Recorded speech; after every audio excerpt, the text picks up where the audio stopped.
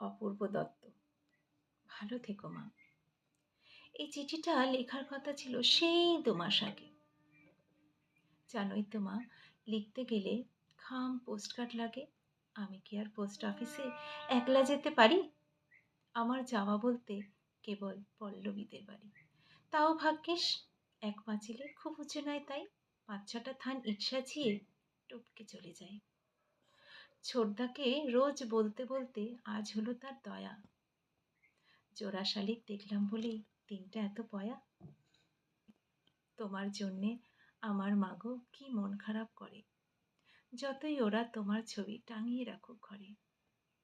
তাতে কি আর মন ভরে মা? সত্যি বলছি শোনো, ছবির মা কি আদর করে? গল্প শোনায় কোনো? বাবা বলে তোর মা গেছে দূরে, অনেক দূরে, এই ধরে নে শিমুলতলা কিংবা মধুপুরে। বাবা ভাবছে রুমি বোধহয় আগের রুমি আছে। উল্টোপাল্টা যা হোক কিছু বুঝিয়ে দিলেই বাঁচে।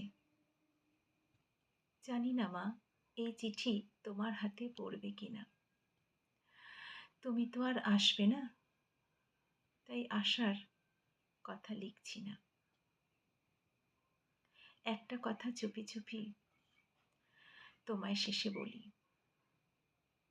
তোমার রুমি ভালোই আছে তার সে নিজের দেশে। ভালো থেকো মা। আমার কথা মনে পড়লে বলো। এবার উঠি, পিয়ন কাকুর আসার সময় হলো।